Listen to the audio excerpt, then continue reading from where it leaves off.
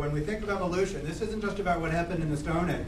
This is also what's happening every day in terms of these fast-paced processes that obey the replicator dynamic. Now, one of the developments during the last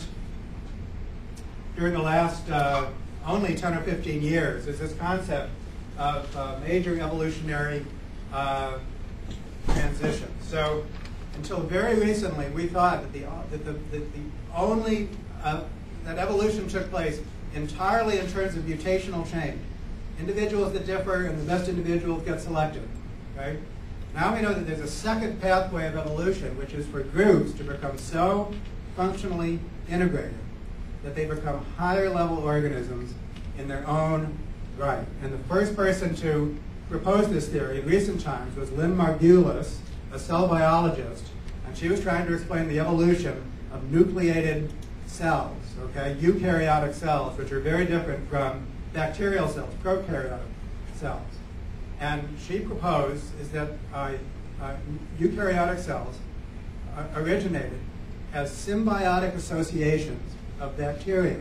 So our mitochondria, the chloroplasts of plants, and the other organelles of nucleated cells were actually separate organisms in the distant past. But these communities became so integrated that they became higher level organisms in their own right. And that took place in the 1970s. In the 1990s, John Maynard Smith and Urs Svathmary generalized this to include other major transitions. So including the origin of life itself. Our best scientific theory for the origin of life itself is as groups of cooperating molecular reactions. And so what that means is that groups and cooperative groups go back way down to the very beginning, perhaps to the origin of life. We're cooperating groups of molecular reaction. The first bacterial cells, nucleated cells, multicellular organisms. Each and every one of us is a population of billions of cells which are replicating again and again and again. And in some sense, evolution might be taking place within our own bodies. That's what cancer is. And in fact, there's a disturbing list of traits which are evolving, not for the benefit of us, but at the expense of us. This is called intragenomic conflict. But that has been suppressed sufficiently so that for the most part, we exist as organisms and harmonious organisms as units of adaptation. And of course, Ed Wilson studies insect societies, so whole colonies of insects, which are truly superorganisms. And I wish I had time to tell you some of the wonderful stories about how insect colonies function as organisms, complete with a group mind, complete with a mind which does not exist in any individual. The individuals are more like neurons, and it's the social interactions among the insects which are constitute mentality. And there's deep implications for human social interactions there as well.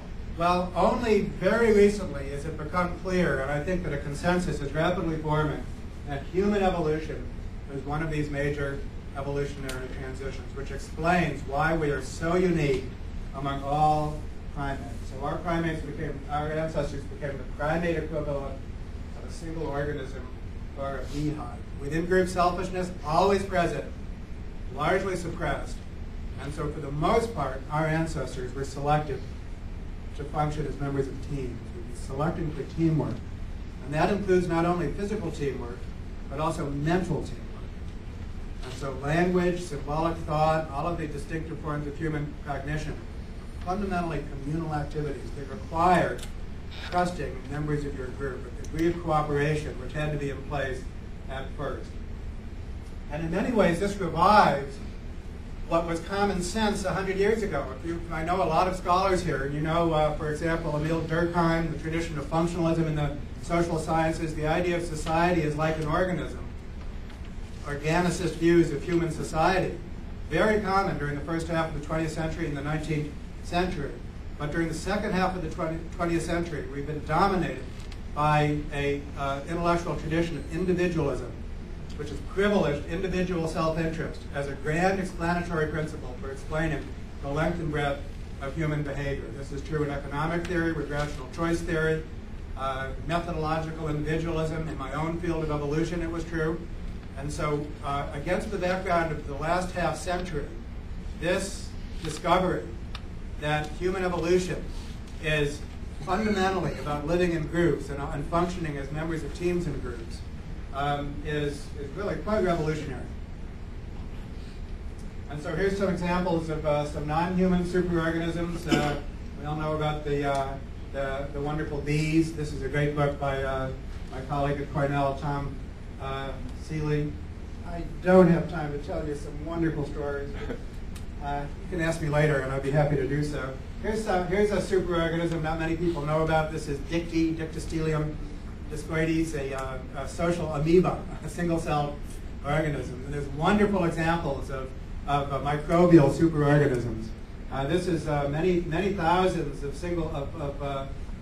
amoeba that previously were living a free-living existence have now all gotten together. They've formed this structure. It's going to consist of a stalk, a non-reproducing stalk. So these individuals are sacrificing their lives for the group, and these individuals are going to become the spores that could disperse. And so, it's wonderful. What's happening in the microbial world is just fascinating. Whose name is connected to that discovery of that social amoeba? What's that? Whose name? How do we do research on that social amoeba? Oh, well, there's a whole website. If you go to my book, there's a Dictostelium website where you can get videos, and I describe it in my book. So I can get you there. And this organism was first made famous by John Tyler Bonner at Princeton University, who regarded it as a model for development, a model organism for development. But what neither Bonner nor anyone else at that time appreciated was this fundamental problem of social life, basically, of cooperation and selfishness, really needed to be a part of that study. So thousands and thousands of papers were written on this organism without really the appreciation of the problems involved in this transition from individuals to groups, the problem of cheating, the suppression of cheating, all of these things. And only again within the last 10 or 15 years has that been added to the study of this amazing organism. But of course it's been known and been treated as a model organism by the biological community for a long time. Well, the same theory that explains this so well also explains this, religion. And religion, this is a wonderful artistic expression. This is a stained glass window at St. John's University in Minnesota, also the oldest Benedictine monastery in North America. And here's a passage written 350 years ago by a member of the Hutterite faith, which says, "True love means growth for the whole organism, whose members are all interdependent and serve each other. That is the outward form of the inner working of the spirit, the organism of the body governed by Christ. You see the same thing among the bees, who all work with equal zeal, gathering honey." Religious believers are forever comparing their communities to single bodies and beehives. And what this is saying is that is not a poetic metaphor.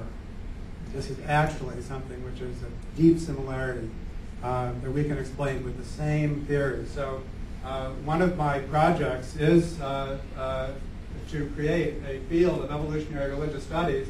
If you just type evolutionary religious studies into Google, you'll get there. And this is a productive collaboration between evolutionists such as myself, an expanding community, probably several dozen evolutionists now are studying evolution as a scientific topic, and we're collaborating with religious scholars who would, of course, have all of the empirical information about religions around the world and throughout history. So this is a very exciting development.